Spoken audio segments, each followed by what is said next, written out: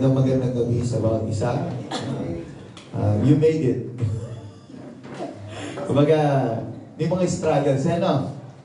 But then again, praise God kasi narito ka sa gabi dito. Ayan mo ba yan? Ayun. So, salamat at alam ko naman, you're expecting something tonight na pag-aabutin, kakatagpuin yung mga pangangailangan nating spiritual, ano? Amen. Masaya ka ba? Amen. Halata nga. halata na masaya ka. Imagine mo, yung ganyan palang masaya ka na, parang kung may malungkot ka pa. Hindi mas... Grabe, ano? Anyway, huwag na natin patagalin yung gabi ito at ating pakinggan ng salita ng Panginoon. At inanyayahan natin ang tagapagsalita niya tonight, si Kuya Joe. Palakpakan natin si Lord. Hello. Sound check. Wait. So, long time no see. Ngayon lang ako ulit nakatayo, no? Palagi, parang March yata, hindi ako nakatayo dito. And siguro masaya kayo. Masaya ba kayo doon? No, totoo. April Fools. Baka dina-joke time nyo lang ako. Pero anyway, no? Bear with me. Medyo masakit ang aking katawan. And medyo galawang professional. 2 hours, less than 2 hours lang ginawa, ano, kayo ng tanghali. So sama-sama nating aralin, okay? Sinulat ko lang siya, pero hindi ko pa rin talaga na-rehearse sa isip ko, no? Pero okay, mag-alala, madali lang to, no? Then, palagi ko, lahat tayo is, although lagi namang relevant yung Word of God, amen ba? Pero still, no, na itong topic na to is, kagaya naman ng mga iba natin pinag-uusapan, di ba? Na ano naman, madali lang, pero baka nakakalimutan lang din natin. Di ba? So, bago lahat, no, baka mapatagal ako, tayo muna po yung mukat manalangin. Yes, Lord God, pinapapurihan ka namin sa gabing ito, dinadakila. Kami papakumbaba, Lord God, sa inyong harapan, hinihingi niyan. Pangunawa na mumula sa inyo, Lord God.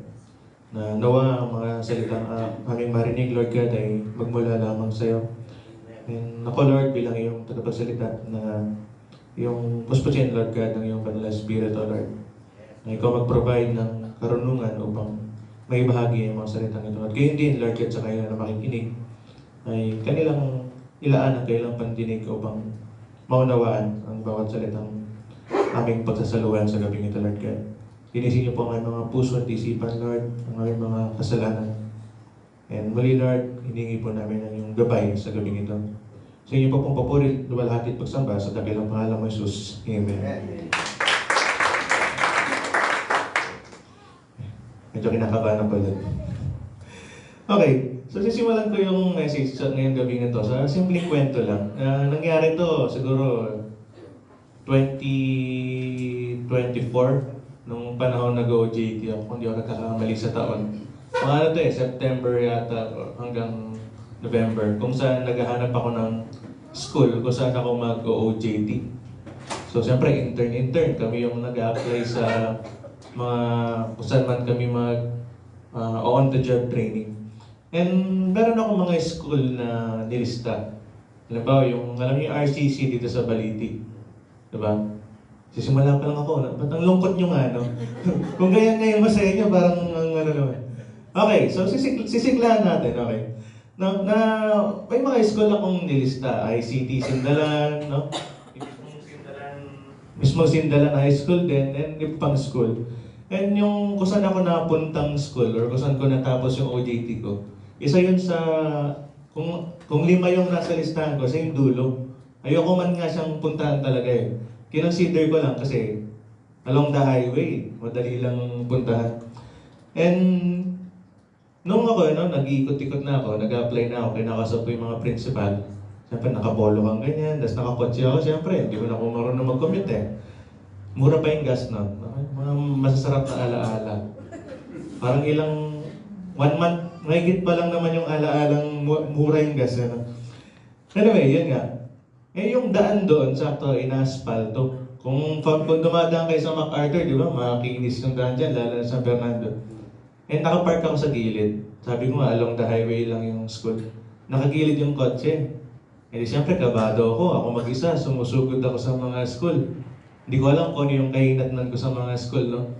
And sa sobrang kaba ko, di nilak ko na yung kotse. Yung susi pala nandun sa upuan ng driver seat. Diba? Kasi nakagilid yung sasakyan, nakaganyan. At yung driver. So, nilak ko. Diba? Pero sad to say, wala na po yung Avanza sa amin. Isa pong malungkot din na alaala. Okay. So ito yung pinaka-storya ko, no? Yun nga, naiwan ko yung susi sa loob ng sasakyan. Sa kaba, no? Tsaka yung, yun yes, yung nakagilid yung sasakyan. Ang ginawa ko, siyempre, buti nga yung cellphone ko, di ko naiwan eh. Tsaka yung wallet, no? Baka maglalakad ako pa uwi. And ginawa ko is tumawag sa bahay, no? Specifically sa tatay ko para dalhin yung spare key o yung extra susi para buksan. And siguro mga ilang minuto lang ako naghintay, nakuha naman. And sabi ko nga kanina, kung naalala nyo, yung school na yun, kung saan ako nalock yung kotse, siya yung least or pinaka-ayaw ko talagang mapuntahan na school.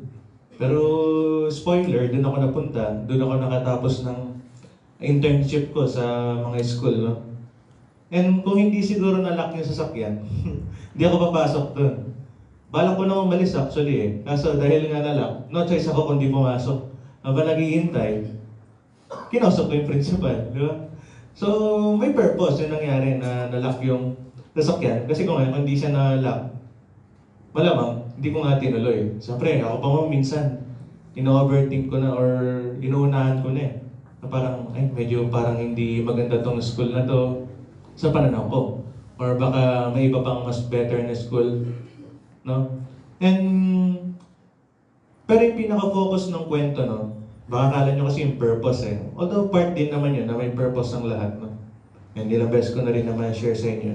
Pero ang gusto kong i-emphasize doon is nung meron akong naranasan is tumawag ako. Diba? Sakto pa mo, father, diba?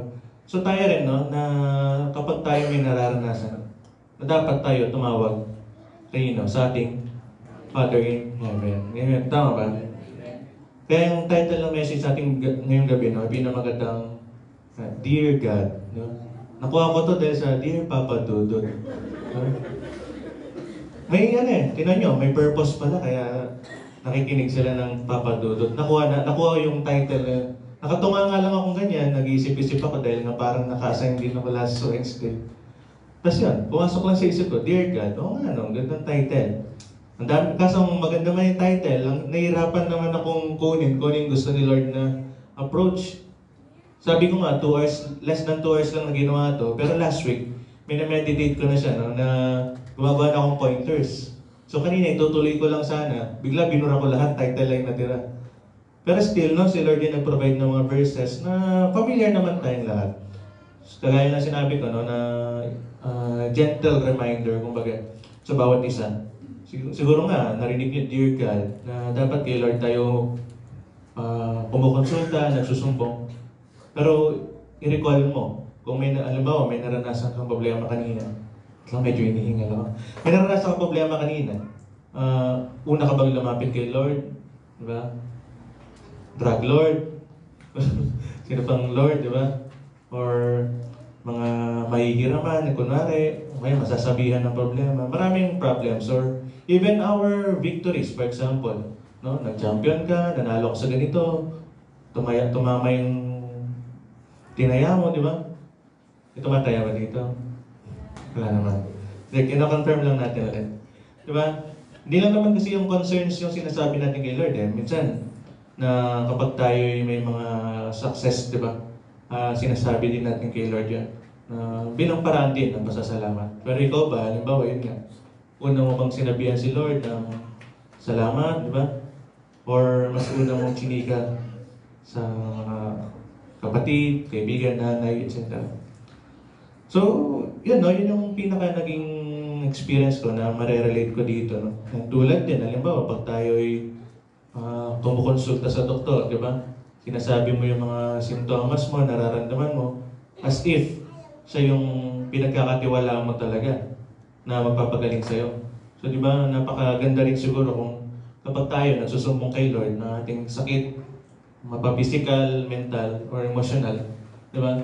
Kaya si Lord gusto niya rin, di ba, parang bata nga tayo na nagsusumbong.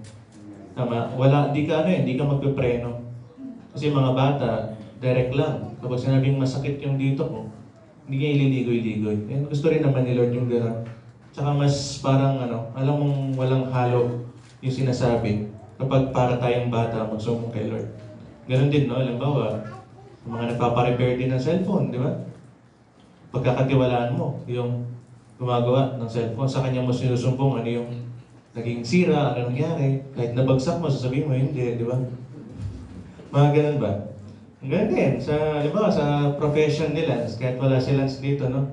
Kapag meron kang concern sa internet mo, sa insurance, sa bill, di ba? Dudulog ka sa customer service kahit na kung si Lance yung makatawag sa'yo or makareceive ng call mo, baka mas galit pa sa sa'yo. Di ba? Kaya buti wala sa'yo. I-take lang natin yung chance.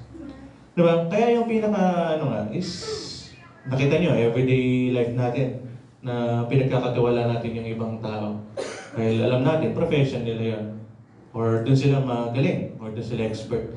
Pero, di ba, nalalaktawan natin o hindi natin nagagawang dumulog lagi sa Diyos, di ba?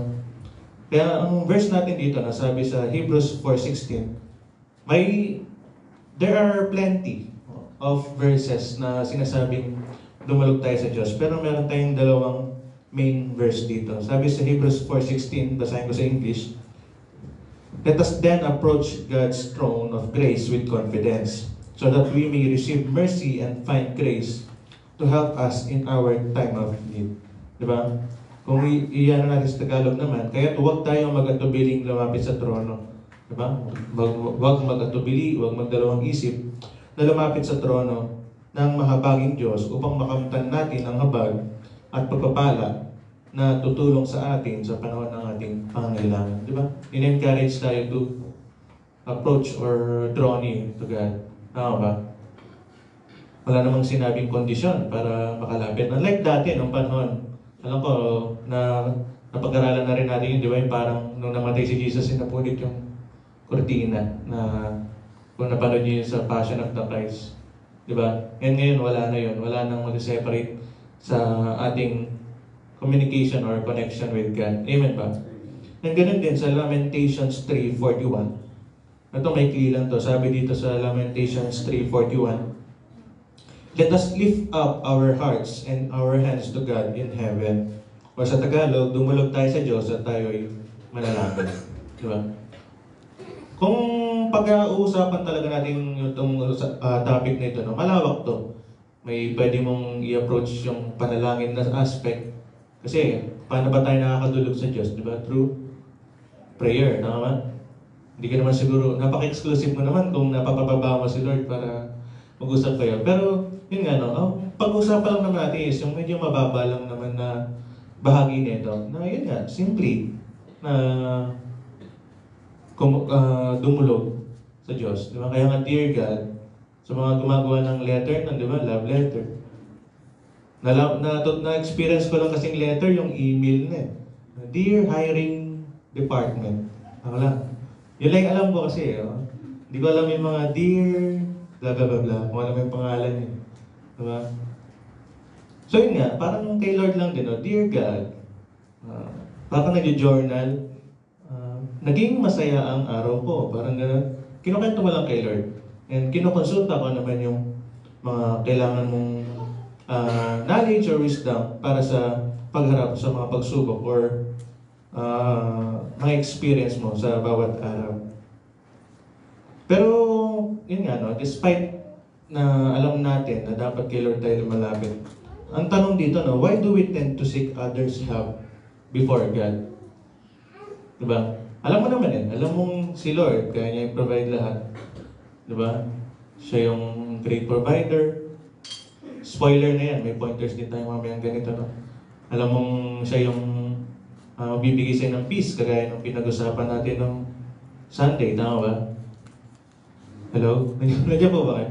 Na yung peace talaga. Huwag yung dalhin yung peace na ginagawa nyo pag Sunday, okay?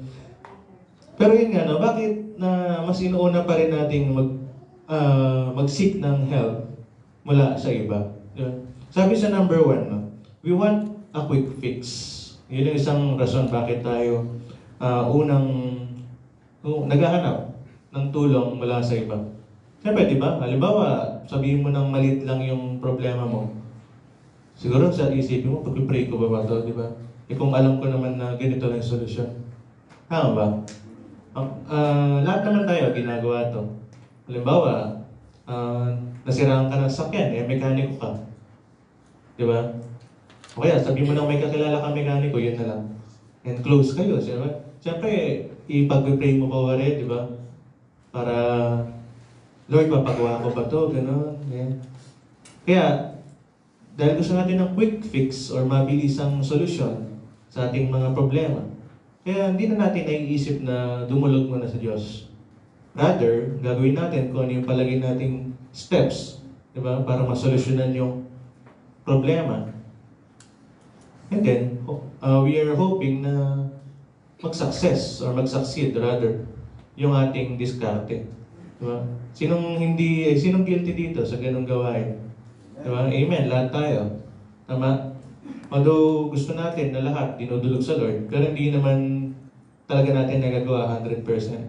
Kahit naman ako, no? Sample ko lang sa sarili ko na may times, balikan ko yung example ng hiring. Pinag-pray ko muna ba na dito ako mag-apply, di ba? Possible, hindi. Possible, sinasabi ko lang sa sarili ko na feel kong ito yung sinasabi ni Lord. Tama ba? Pero we'll never know dahil kahit tayo, di natin maintindihan din talaga yung sarili natin minsan, no? Pero buti na lang, no, si Lord, kahit nasabihin mong hindi umaayon sa plano niya or diskarte niya, yung ginagawa mo. Minsan parang, iano niya yan eh. Parang, alam mo yun, na kung meron ng nakamold or meron ng pattern, tapos nakita niya hindi ayon sa kanya, di ba parang i-reshape niya yan? Hindi naman niya tinatolerate or inaano talaga yung ginawa mong pamamaraan. Pero ang magiging ano niya is that kahit papano, sige, sinimulan mo sa ganyan, pero in the end, yung kagustuhan ko pa rin yung masusunod. Amen ba? Nanuhan niyo po ba?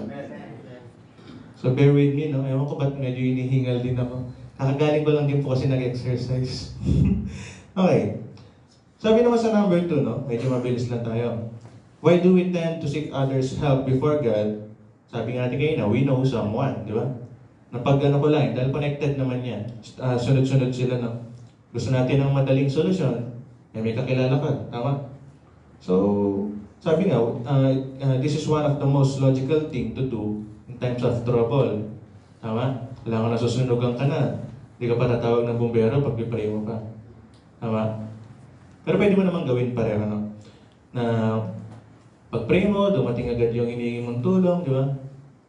Mabababa example lang to, pero kung titignan natin sa iba pang application sa buhay, di ba? Na sa mga naranasan nyo, di ba? We can see kung paano natin ginagawa nga na sa iba tayo humingi ng tulong instead of asking for God's help first. Tama ba? And pangatlo, sabi niya dito, no? Or balikan ko muna pala, sabi nga, we know someone. And humihingi tayo ng tulong sa mga kakilala natin. Pero sabi pa, no, there is nothing wrong with this. However, some people who provide help may lead us into trouble. Tama ba? Na-experience nyo na ba yan? Yung bibigyan ng guarantee. Diba? Sige, akong bahala. Ganun. Dahil may problema ka, pero siya yung gagarantya. Tama ba? In term. Diba? Pero in the end, mas naging cost pa ng kapahamakan yung tulong na ginawa niya sa'yo. Diba? Diba? Problema kang pera. Ang binigay sa'yo yung solusyon is gumawa kayo ng masama. Masasolve yung problema mo. Tama, di ba? Quick fix. Pero it doesn't mean na yung pamamaraan is maganda or kalugod-lugod din sa Diyos, no? Or naayon sa kagustuhan ng Diyos. So yung mga ganun, ano lang, medyo madaling example lang. Again, sa buhay natin, no? Na hindi lahat ng tulong na nakukuha natin sa iba is benefit yung nakukuha natin. Tama ba? Pwedeng palagi mo benefit, pero merong ibang negative impact sa buhay natin. Tama ba? And pangatlo, sabi dito, why do we tend to seek others' help before God? Bakit tayo mas humihingi ng tulong sa iba bago sa Diyos? Sabi dito, we don't trust God unconsciously. Baka di ka aware, kahit na Christian ka, di ka na pala nagtitiwala sa Lord. Kasi di ba, kung ikaw nagtitiwala ka kay Lord, di ba dapat siya yung unang papasok sa isip mo? Tama ba? May ano yan eh, may psychology dyan, no? Hindi ko na lang maalala kasi tagal nang nakatiyangga ng utak ko. Pero like, kung sino yung unang pumapasok sa isip mo, syempre significant, tama ba? Na hindi mo naman yan unang may isip kung hindi ganun ka-importante sa'yo. So kung may problem ka and itong specific person yung unang mong naisip, and hindi si Lord, di ba? Mas parang pinagkakatiwala mo yung taong yun. Tama? Ganun lang yan. Tama? Amen? Nagyan pa po ba? Ganun lang yan. Ulitin ko, no? Kung hindi si Lord yung unang mong naiisip, pag ikaw ay may problema. Problema yun. Di ba? Dahil yung iba, yung mas pinagkakatiwalaan mo kaysa kay Lord. Unconsciously. Pag sinabi unconsciously, kahit ikaw di ka aware na hindi ka na pala nagtitiwala kay Lord. Di ba? Kaya sabi ko sa inyo, sarili na natin to pero hindi pa natin maintindihan.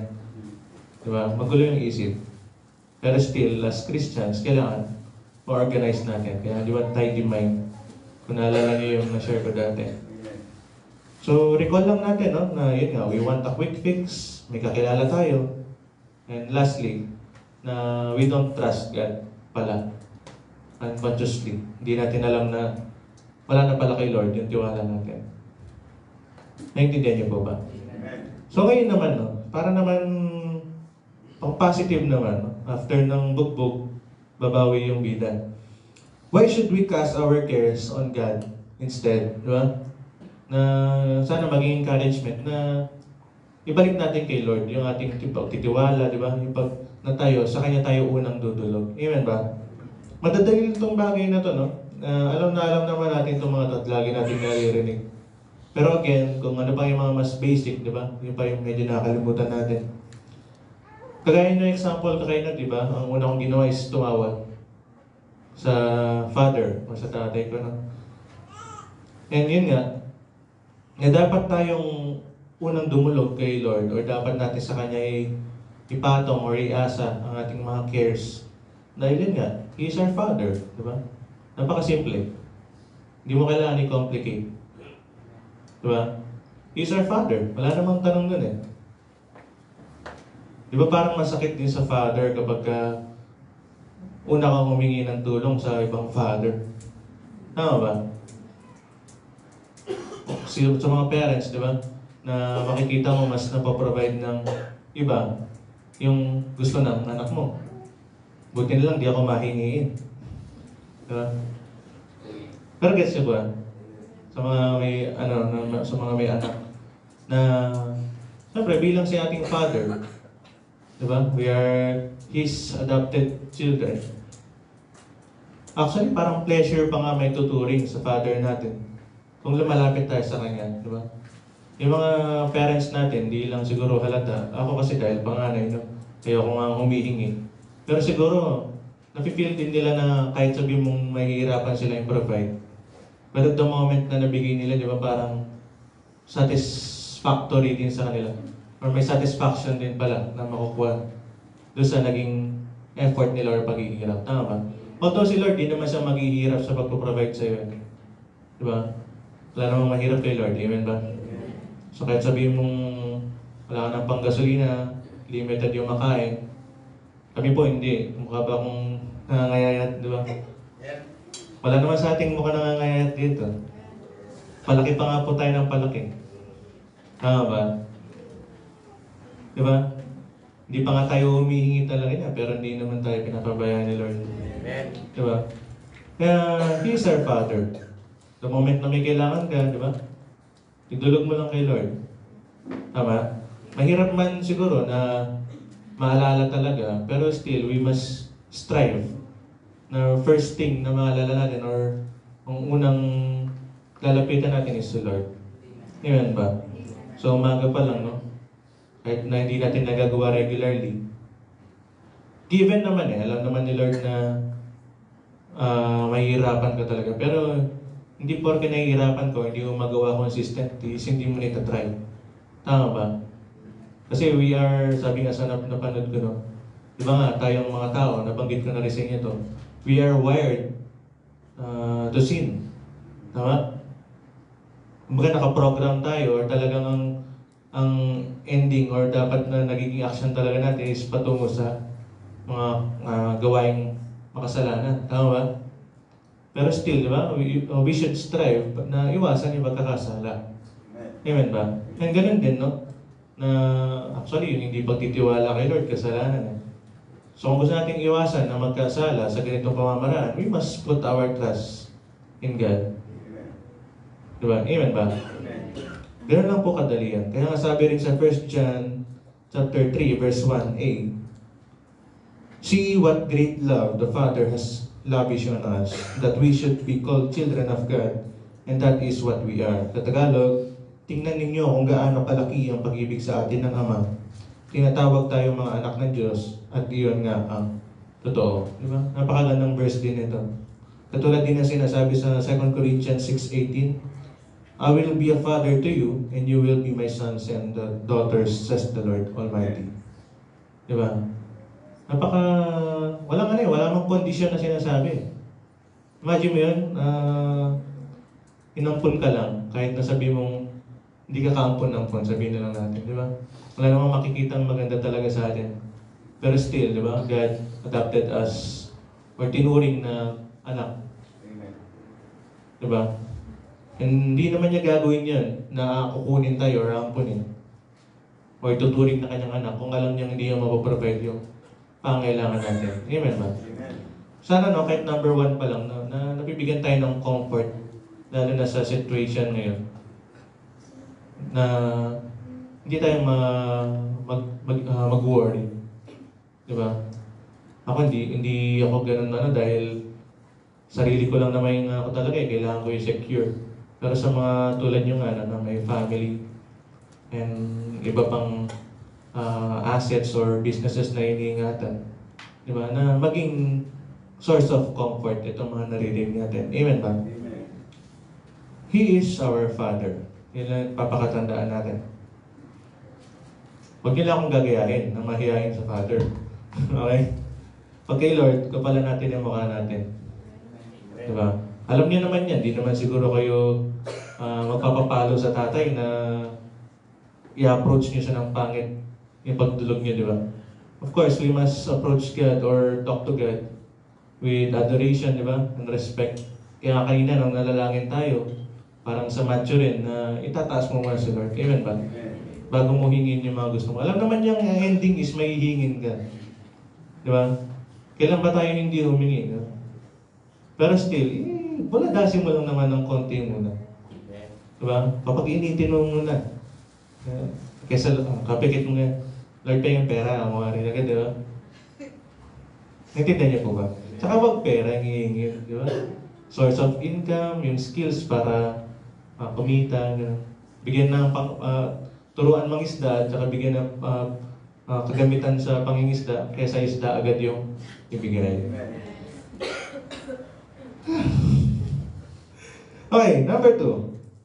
Bakit natin kailangan kay Lord i-cast ang ating cares? Or bakit tayo sa Kanya dapat umasa? Sabi, there's abundance in Him.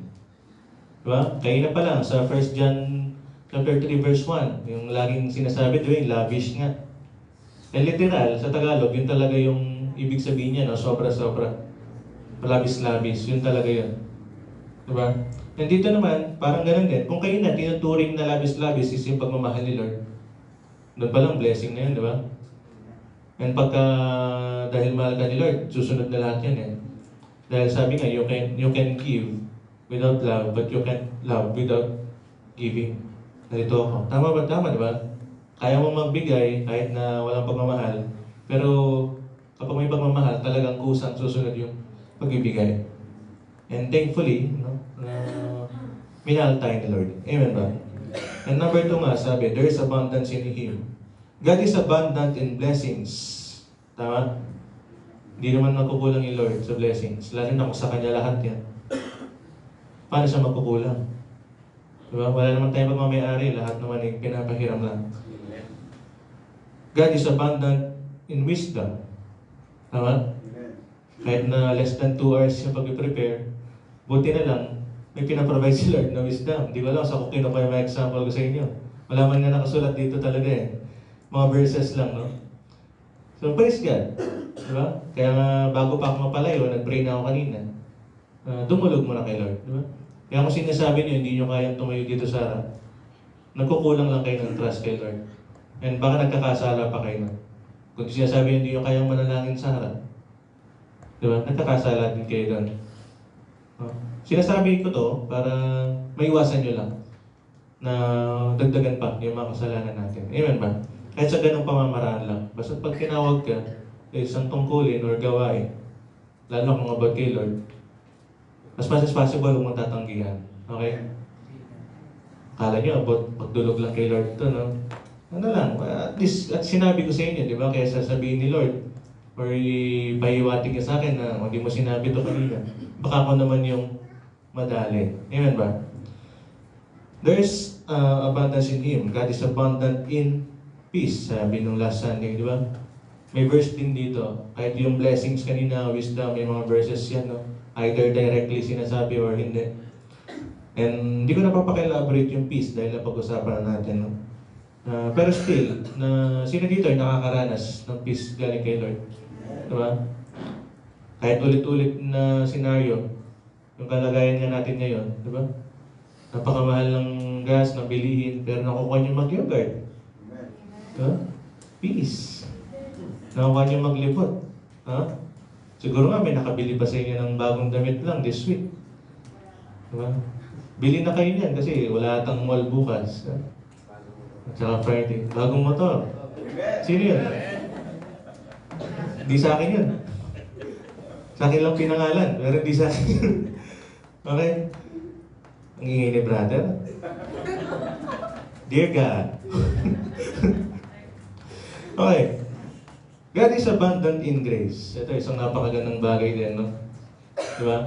Lalo na para sa ating mga, kahit sabihan ng Kristiyano is nagko-commit pa rin or nakakagawa pa rin ng kasalanan. Diba? Napaka-grateful, dapat maging grateful tayo na yung ating Diyos is abundant in grace and mercy. Diba? Kung ang gusto ni Lord is perfect, patay. Walang makakaabot talaga. And wala naman talaga nakakaabot or makakaabot din naman sa standards ni Lord. Kahit nga yung doktor na minute namin kahapon, isa lang yung mababa sa akin, bagsak na ako lahat. Hindi na daw ako physically fit to work. Sabi ko sa kanya, baka nga kaya kitang buhatin eh. Mababa lang ako dun. Tapos pinainom lang ako ng gamot, tumaas na overnight. So naging fit na ako today. Diba? Hindi kaya na nakita yung mga ganon-ganon ko. Hindi ko na lang siya pinalagan. Nagsabihin nga, no? Going back, at least si Lord, no? May mercy. Hindi naman niya hinihingi yung perfect dahil hindi ka naman magiging perfect. Sad truth, pero maging grateful na lang tayo na yun nga. Kahit pa paano, binabaan na lang ni Lord yung standards niya, no? And nahihirapan pa tayong i-reach yung bare minimum. So yun nga, na we must praise God na buti. Mayaman siya sa awa at habag. Pero hindi natin dapat pagsamantalahan yun. Alam naman ni Lord kung sinisikap mo talaga, no? Maging matuwid or maging kagaya niya. Amen ba? And isa pang magandang bagay na mayaman si Lord is forgiveness. Amen ba? Kadugtong lang naman to ng grace and mercy. Kung hindi mayaman sa forgiveness si Lord, diba? Paano na tayo? Tama ba? Ngayon nang hindi tayo nakakadulog sa Kanya, nagkakasala ka na. So, buti na lang kahit hindi ka nakakadulog sa Kanya. Diba? Pag dumulog ka ulit, i-welcome ka lang naman niya. Hindi ka naman niya sasalubungin ng may sermon. Although may experience mo na siguro yung consequence ng mga nagagawa mong kasalanan, no? Dahil sabi niya, He is just and faithful. Tama? Pero still, He is abundant in forgiveness. Sabi nga dito sa Isaiah 59:1, surely the arm of the Lord is not too short to save, nor His ear too dull to hear. Sa Tagalog, tignan ninyo, si Yahweh ay may kakayahan upang iligtas ka. Siya'y hindi bingi upang hindi marinig ang inyong hinaing. Di ba? Mayaman si Lord kaya lapit ka lang. Wala naman siya ng giver, siya pa yung gaganan sa'yo. Although, sa ibang instances or majority ng instances sa buhay natin, kahit di ka nga lumalapit, saan yung nagbibigay, di ba? Tayo na lang yung medyo may pride din na parang i-deny mo pa yung kanyang tulong. Kasi, yung tulong niya, maybe, hindi according sa kagustuhan mong pamamaraan. Di ba? Iba yung diskarte mo sa diskarte niya. Diba? So sana iwasan natin yung gano'n or as much as possible is huwag gawin. Amen. Sabi rin sa Philippians 4:19, no? And my God will meet all your needs according to the riches of His glory in Christ Jesus. Sa Tagalog, at buhat sa hindi maubos na kayamanan ng Diyos. Doon pa lang, abundant na talaga si Lord. Amen ba? Ibibigay niya ang lahat ng inyong kailangan sa pamamagitan ni Kristo Jesus. Nasusundan niyo po ba? And lastly, napakabilis ko lang, no? Ako to baka kala niyo hindi ako to. Sinasanay nga namin, di ba, na medyo mabilis. Pero siguro kung di ako nakakamali, parang almost 30 minutes din naman eh. Sabi sa number 3, no, bakit natin kailangan magtiwala kay Lord or sa Kanya natin ibigay yung ating mga cares or pasanin. Sabi nga dito, God's help won't damage. Kabaliktara lang ng number 3 kanina, or number 2 rather. Na kung yung iba is papahamak ka sa pagtulong nila sa iyo, walang guarantee kung talagang benefit ba yung marireceive mo kay Lord, no? Tutulong sa sayo, and sisiguraduhin din naman niya na hindi may kakapahamak yung mga kaparaan ng gagawin mo. Amen ba? There is help that will lead us into detriment or harm. And God knows our needs and requests. However, He won't tolerate or overlook our wrong motives or purpose. Diba? Marami pang bagay kung bakit tayo dapat kay Lord magtiwala. Hindi naman maubusan yan. Diba? Ang ano lang natin is, ngayong gabi is to provide some or few examples, no? Kahit kanina, na kung bakit tayo nagtitiwala sa iba instead of kay Lord. Pero yun nga, sa number 3, sabi ito, God's help won't damage. No? Nabanggit ko pa lang na tayo may mga kaparaanan tayo. Pero marahil hindi pinapatupad ni Lord o hindi niya hinayang mangyari. Dahil alam niya yung ending niya is hindi magiging maganda para sa iyo. Tama ba? Bagaman palagay mo is perfect plan. Tama?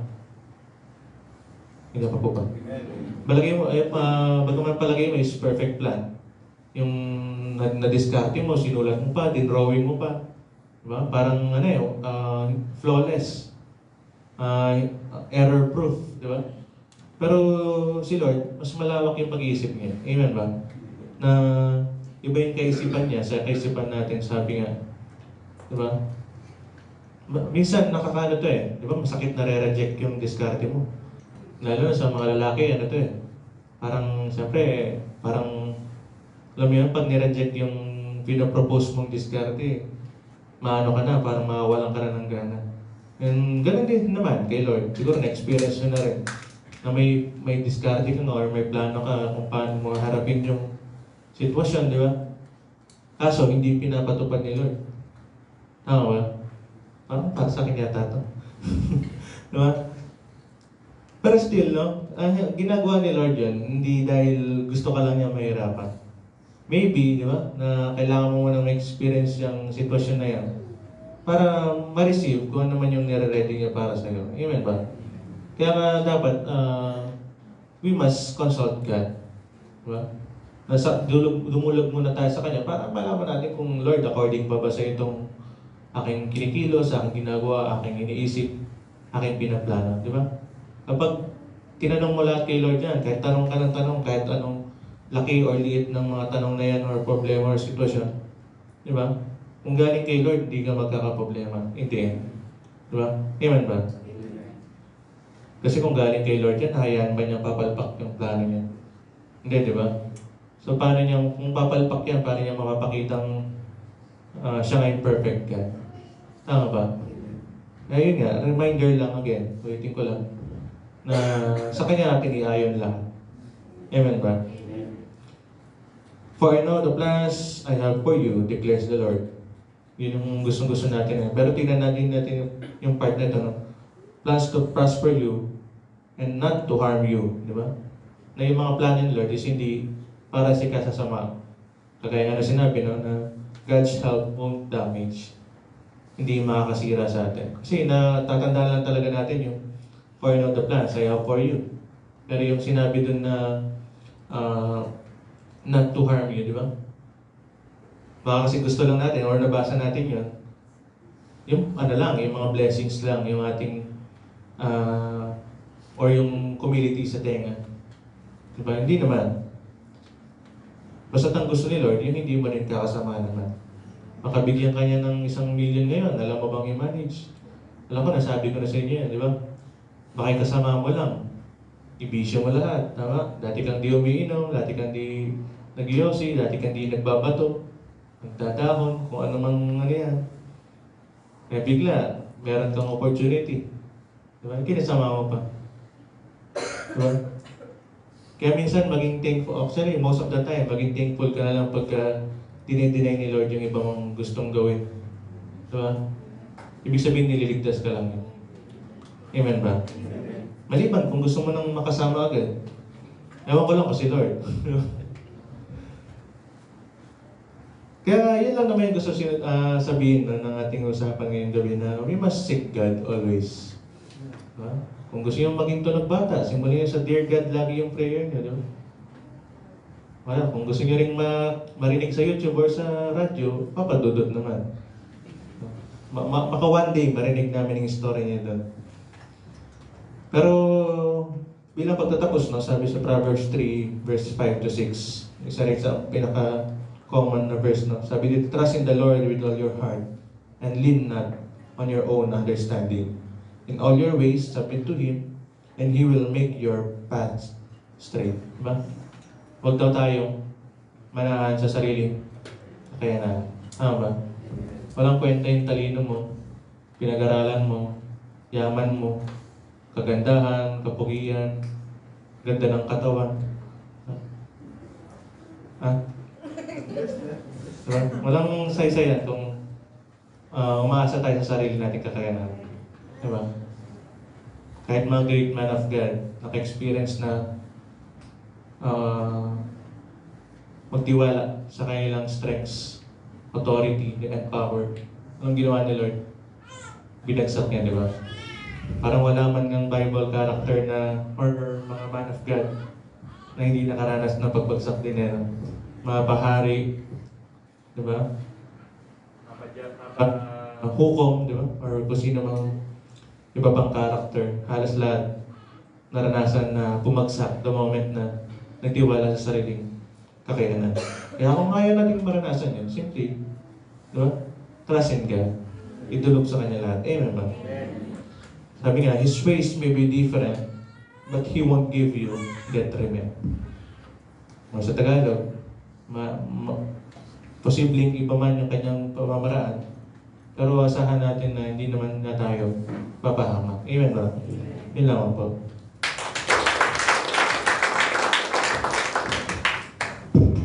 Amen. So, dear God, usually alam ko, ginagamit lang yung kapag malayo yung distansya. Tama ba? Kaya nga ginagamit mo yung dear God, parang dinadirect mo yung nais mong sabihin sa tao na nasa malayo sa iyo. Kasi, di mo pwedeng sabihin, dear, for example, dear JP, dear, na magkaharap kayo, di ba? Nakalimutan mo ba? Kaya nga, balikan lang natin, gusto ko lang konti dito sa Hebrews chapter 4. Balikan lang natin, no? Verse 14, sabi niya, therefore, sabi niya gano'n, since we have a great high priest who has gone, okay, yamang tayo mayroong isang marangal at pinakapunong pari na pumasok sa kalangitan. In fact, dito, sabi dito, therefore, since we have a great high priest who has gone through in heavens. Sabi niya, heavens. Ibig sabihin, nung nabuhay si Jesus dito, take note of this, nung siya nabuhay dito, nilagpasan niya yung, sabi niya, heavens. Tama po ba? So there are 2 heavens na nilagpasan niya. Imagine that. So ibig sabihin, nandun siya ngayon sa kanang trono ng Diyos.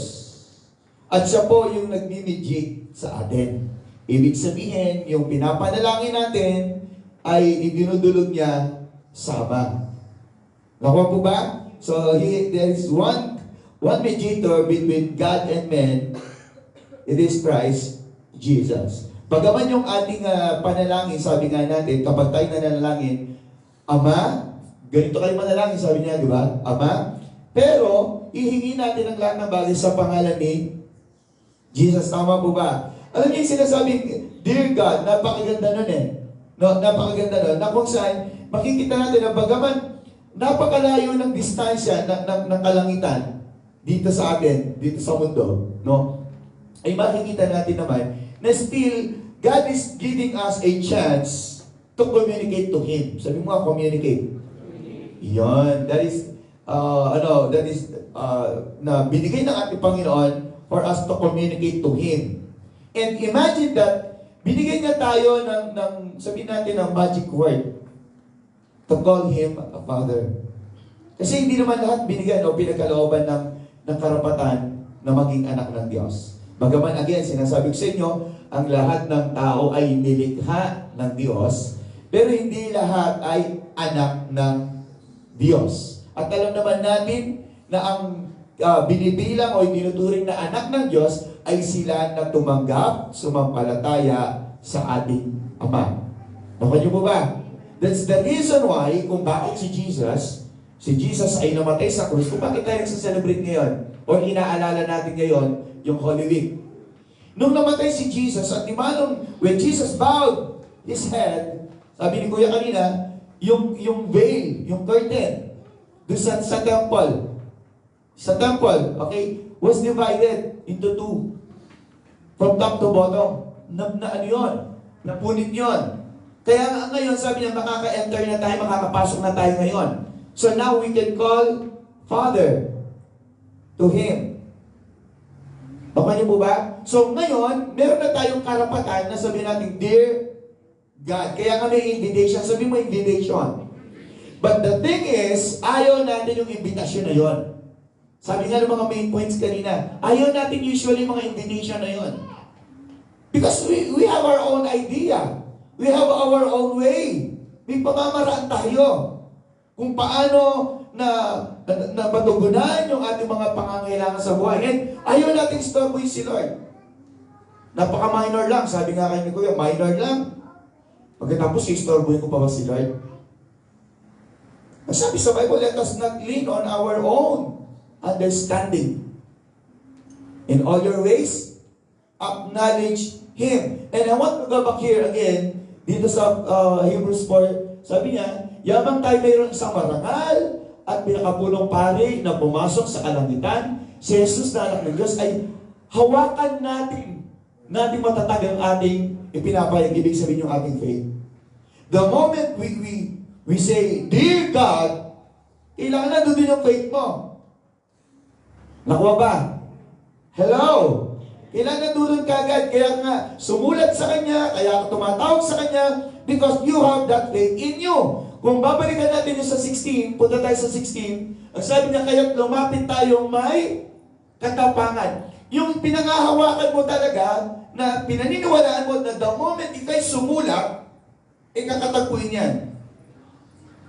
Lakan niyo po, kailangan kapag talagang sinabi natin, Dear God, as if you believe, nasasagutin ni Lord. He will not reject it, your letter. But your request, doon tayo eh. The letter itself, yung sumulat ka, tatanggapin niya yan eh. Pero yung hinihingi mo, yung nire-request mo, what you're praying for, what you need, what you want, hindi natin masabi na talagang ipagkakaloob niya. Ipagkakaloob niya lang if it is according to His plan, according to His purpose, according to His time. Ganun po yun. Nakaw po ba? Okay, ano sabi niya? Kahit lumapit tayo may katapangan at sa trono ng biyaya upang tayo tumanggap ng awa at makatagpo ng biyaya na makakatulong sa panahon ng pangangailangan. That's the reason why. No, kung bakit si Jesus ay pumasok doon para magkaroon tayo ng access sa kalangitan, sa Ama. What's the sense? He died for our sins. At check mo to sa langit. Kung di rin pala tayo tatawag sa Ama, at i-address natin sa Ama, pero si Jesus yung magsasabi nito sa ating Ama. Nandiyan ka pa ba, church?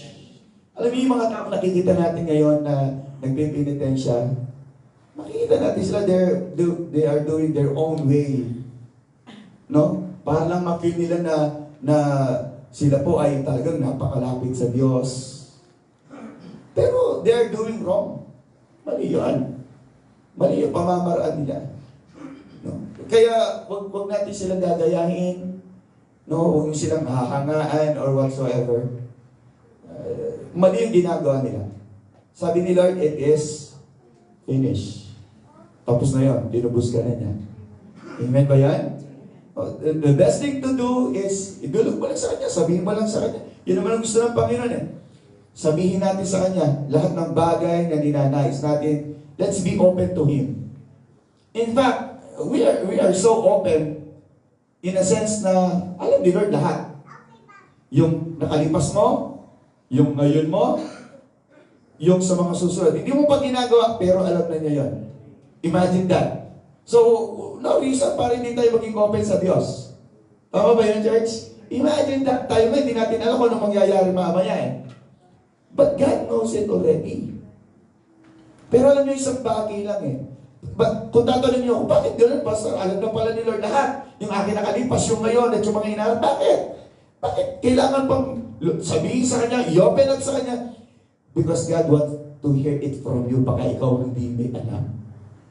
Tayo talaga, in fact, ang hindi natin alam.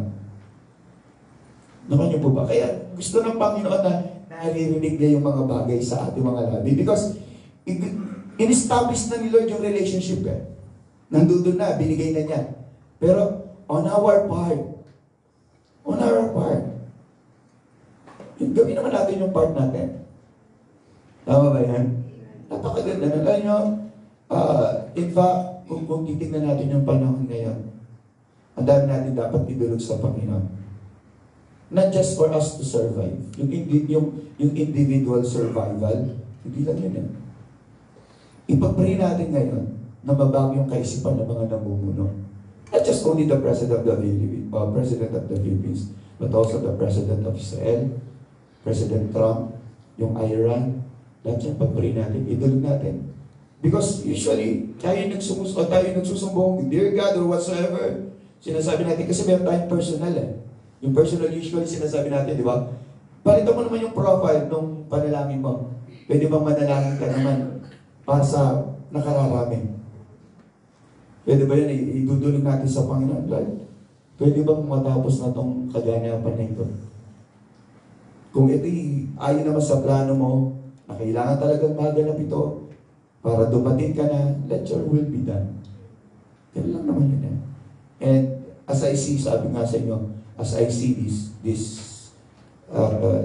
yung what is happening right now, talagang kung iaalin ko talaga, again, lagi ako nagsasabi sa inyo ng mga eschatological teachings.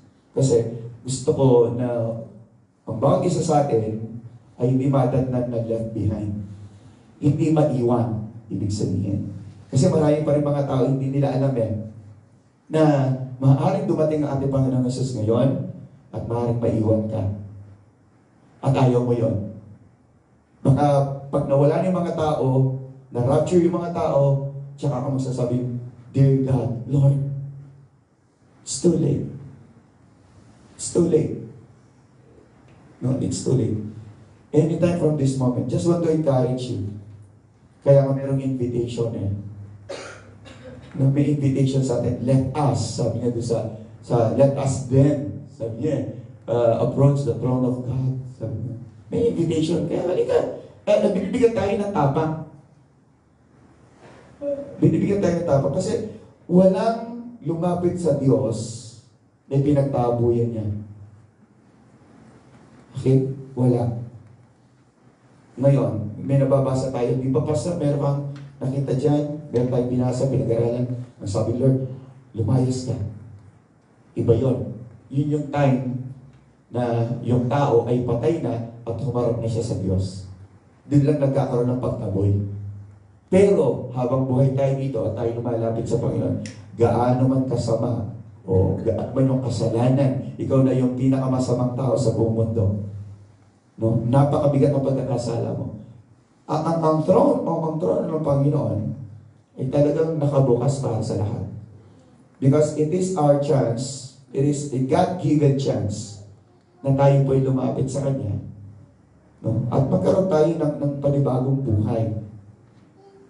Amen po ba yun? No, sana mas lalo tayong maging mainit sa paglilingkod sa Panginoon. Amen ba yan? Pwede ba tayong lahat tumayo?